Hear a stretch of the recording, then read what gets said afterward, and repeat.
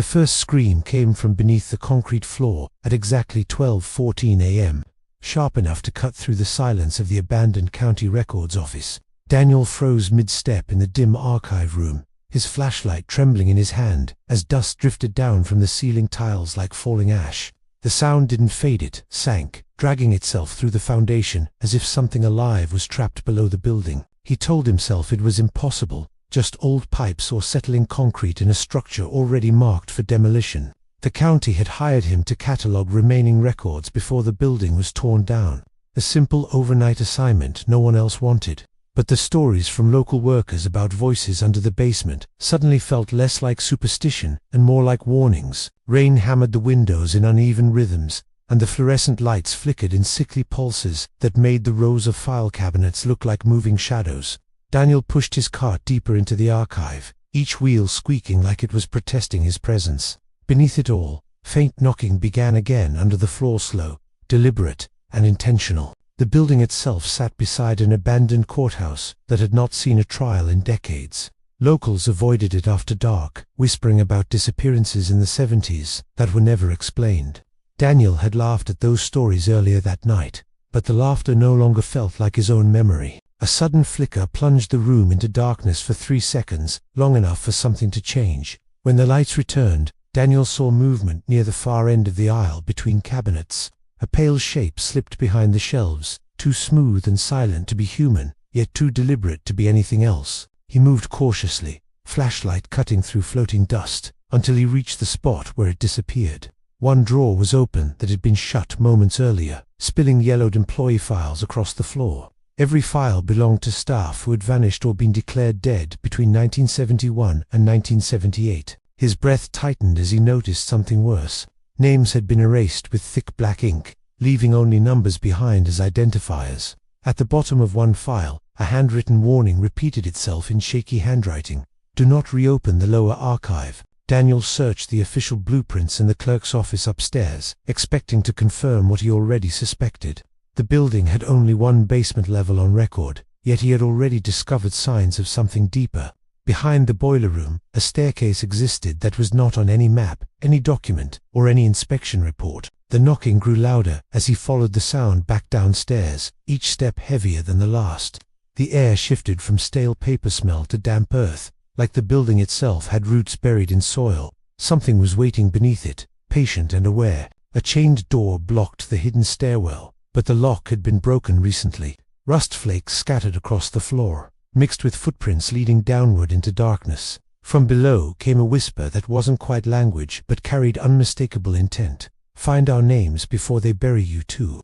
Daniel descended. The deeper he went, the colder the air became, until even his breath felt foreign inside his lungs. Rusted pipes lined the walls, etched with markings that resembled both numbers and scratch marks made in desperation.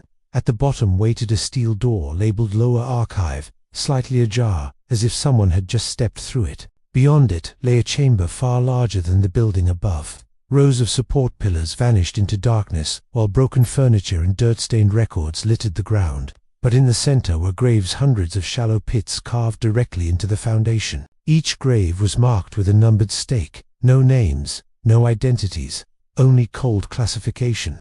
Some pits had collapsed inward recently, soil shifting as if something beneath them had moved. Daniel watched as one of the graves exhaled dust. A hand broke through the soil. He stumbled back as whispers erupted around him from every direction, overlapping and panicked. Filing cabinets deeper in the chamber began opening on their own, spilling more classified records onto the floor. A telephone rang somewhere in the darkness, even though no line was connected. Against all logic, he answered it. Static filled his ear, followed by crying, then dozens of overlapping voices begging for help. One by one they faded into a single sentence before cutting out completely. They are still burying us. Lights suddenly flickered on across the chamber, revealing skeletons still chained to concrete blocks inside the graves. Some skulls had turned toward him. Some bodies were no longer lying still. The foundation itself was alive with memory. A steel door opened deeper inside the chamber, revealing a hidden records room untouched by time.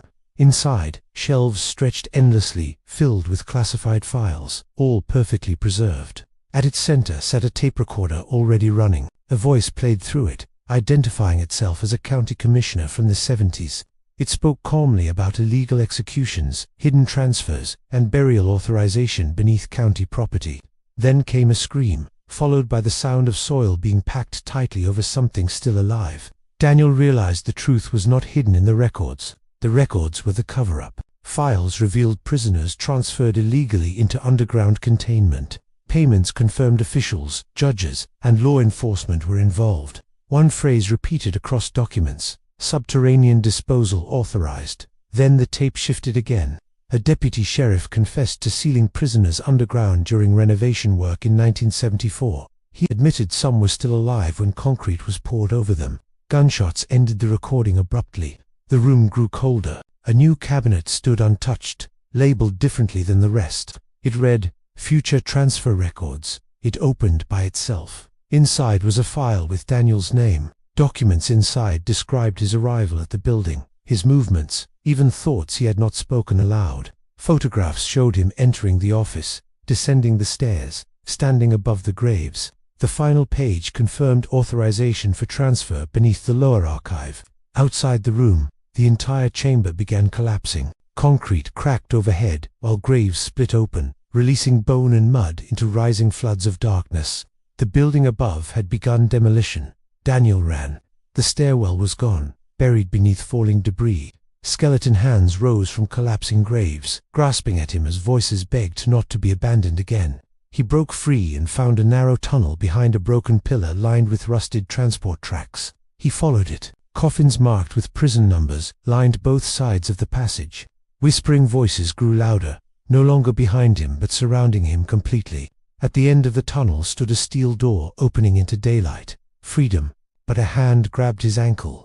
Walter Hensley lay beneath debris, bloodied but alive, smiling faintly. He whispered that the graves were never empty, only waiting to be counted properly. Then the tunnel collapsed. Everything went dark beneath the foundation of the old county records office. And somewhere under the ruins, something continued knocking.